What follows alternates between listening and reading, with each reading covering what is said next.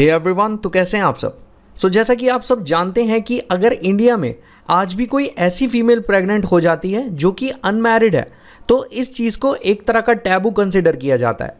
While on the other hand उस female को कई तरह के मेंटल प्रेशर से यहाँ गुजरना पड़ता है, जैसे कि अबॉर्शन से जुड़ी प्रॉब्लम्स को फेस करना या फिर उस फीमेल के कैरेक्टर को सोसाइटी के द्वारा जज करना।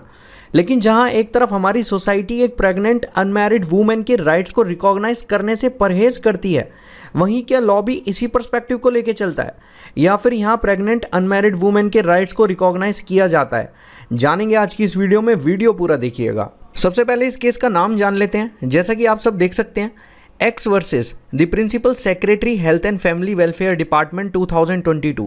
देखिए, आज का केस सिर्फ अनमैरिड वुमेन के अबॉर्शन से जुड़ी चीज़ों के बारे में ही नहीं बताता, बल्कि ऑनरेबल सुप्रीम कोर्ट के द्वारा अनमैरिड वुमेन के अबॉर्शन और डिफरेंट राइट्स के रिगार्डिंग कुछ इंपॉर्टेंट स्टेटमेंट्स भी हमारे सामने रखता है। देखिए, वीडियो में आगे बढ़ने से पहले एक चीज़ क्लियर करना बहुत ज़रूरी है कि प्रेगनेंसी की टर्मिनेशन से जुड़ी चीज़ों को यहाँ medical termination of pregnancy act 1971 में दिए गए प्रोविजंस गवर्न करते हैं, जिस एक्ट में 2021 में काफ़ी सारे अमेंडमेंट्स लाए गए थे। ये बहुत ज़्यादा इंपॉर्टेंट चीज़ है। चलिए अब इस केस से जुड़े कुछ फैक्ट्स को भी डिस्कस कर लेते हैं। जैसा कि आप सब देख सकते हैं कि इस केस में जो पेटिशनर हैं वो एक 25 साल की अनमैरिड वूमेन है जो कि अपने पार्टनर के साथ एक कंसेंशुअल रिलेशनशिप में इंडल्ज होती हैं, जिस कंसेंशुअल रिलेशनशिप के चलते वो प्रेग्नेंट हो जाती हैं। अब कुछ टाइम बाद इस रिलेशनशिप में कई तरह की प्रॉब्लम्स आने लग जाती हैं, जिसके चलते पेटिशनर अपनी 24 वीक्स की प्रेगनेंसी को अबॉर्ट कराना चाहती हैं।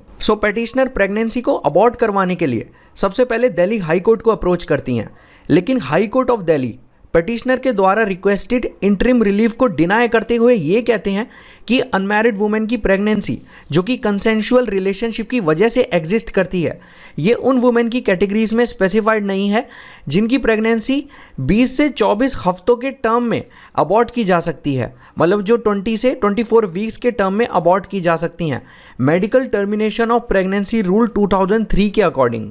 दिल्ली हाई कोर्ट के द्वारा इंटरिम रिलीफ को डिनाई करने के बाद पेटिशनर अप्रोच करती हैं ऑनरेबल सुप्रीम कोर्ट को। सुप्रीम कोर्ट की जो बेंच पेटिशनर को एंटरटेन कर रही थी, उस बेंच में प्रेजेंट थे justice DY Chandrachud, justice Suryakant and justice AS Bopanna.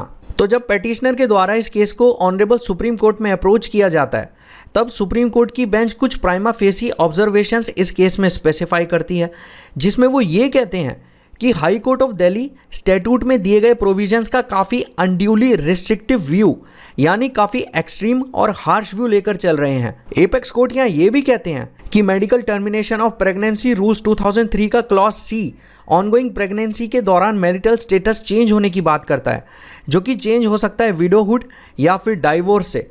और जो चेंज ऑफ मैरिटल स्टेटस के एक्सप्रेशन का यहाँ यूज़ हुआ है, उस एक्सप्रेशन को पर्पोजिवली यानी इस केस के पर्पस को फुलफिल करने के लिए इंटरप्रेट किया जाना चाहिए, ना कि उस एक्सप्रेशन को रेस्ट्रिक्टिवली इंटरप्रेट किया जाना चाहिए। और तो और विडोहुड और डाइवोर्स के एक्सप्रेशन को यहाँ एग्जॉस्टिव होकर इंटरप्रेट करने की कोई ज़रूरत नहीं है, ये कहना था यहाँ ऑनरेबल सुप्रीम कोर्ट का। अब इस वीडियो के उस पार्ट को डिस्कस कर लेते हैं जिस पार्ट में ऑनरेबल सुप्रीम कोर्ट ने अबॉर्शन ऑफ अनमैरिड वुमेन के कंटेक्स्ट से रिलेटेड कुछ इंपॉर्टेंट स्टेटमेंट्स लेट डाउन की हैं।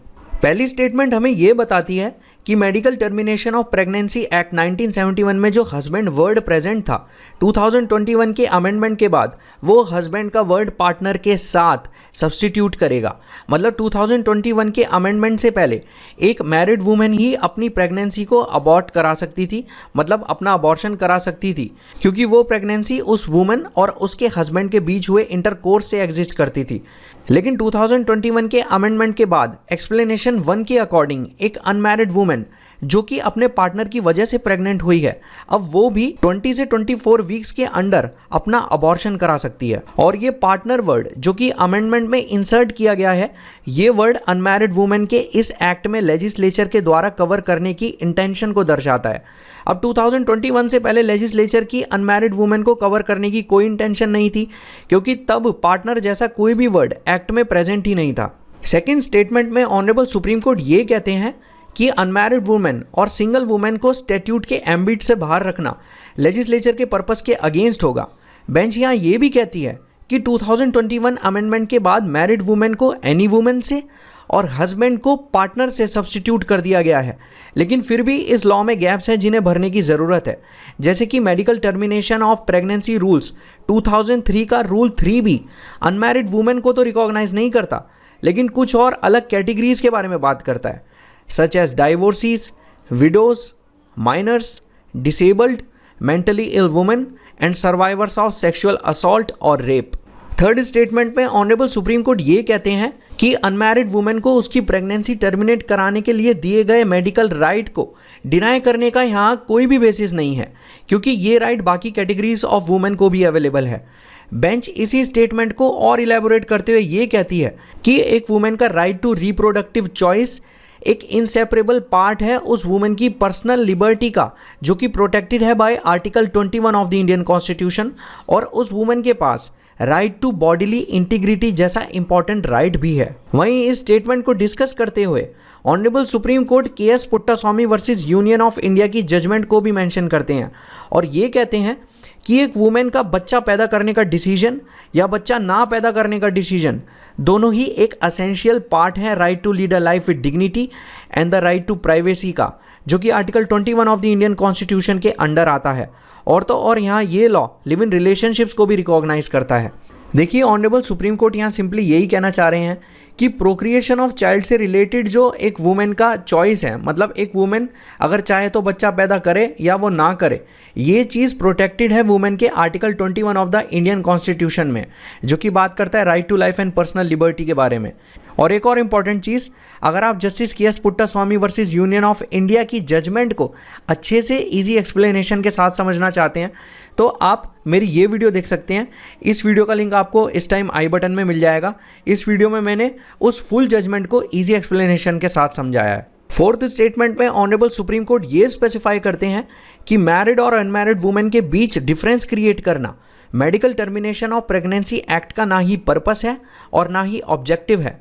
बेंच ये भी कहती है कि हम इस नतीजे पर पहुंचे हैं कि अगर पेटिशनर ये अनवांटेड प्रेगनेंसी सफ़र करेगी तो ये लॉ के अगेंस्ट होगा, इसलिए हम पेटिशनर को उनकी प्रेगनेंसी टर्मिनेट करने के लिए अलाउ करते हैं, क्योंकि ये चीज़ स्टैट्यूट के एम्बिट में फॉल करती है। और पेटिशनर के अबॉर्शन को सिर्फ इसलिए मना नहीं किया जाना चाहिए कि वो एक अनमैरिड वुमेन है। ये बहुत ज़्यादा इंपॉर्टेंट चीज़ है। Finally honourable supreme Court closing statement देते हुए ये कहते हैं कि एक वुमेन का right to safe abortion deny करना उस वुमेन की पर्सनल ऑटोनॉमी और फ्रीडम को वायलेट करेगा। इसलिए पेटिशनर की प्रेगनेंसी जो कि 24 वीक्स की है, उस प्रेगनेंसी का अबॉर्शन किया जाएगा। अब इसी कंटेक्स्ट में ऑनरेबल सुप्रीम कोर्ट पेटिशनर के फेवर में एक इंटरिम ऑर्डर भी पास कर देते हैं 25 ईयर ओल्ड पेटिशनर को रिलीफ ग्रांट करने के लिए। और तो और honourable supreme court union government को इस कंटेक्स्ट के रिगार्डिंग नोटिस भी इशू करने को कहते हैं, जिससे यूनियन गवर्नमेंट द्वारा लेजिस्लेटिव इंटरप्रिटेशन के इशू को यहाँ कंसीडर किया जा सके। सो आज की वीडियो हमारे लिए डिस्कस करना इसलिए भी इंपॉर्टेंट था क्योंकि ये video medical termination of pregnancy act से जुड़ी कुछ इंपॉर्टेंट गाइडलाइंस जो कि ऑनरेबल सुप्रीम कोर्ट के द्वारा दिए गए हैं उन्हें हमारे सामने रखता है। सो मुझे उम्मीद है आज की वीडियो आपको अच्छी लगी होगी। जिस इन्फॉर्मेशन को आप यहाँ गैदर करने आए होंगे वो आपको मिली होगी। Have a great day.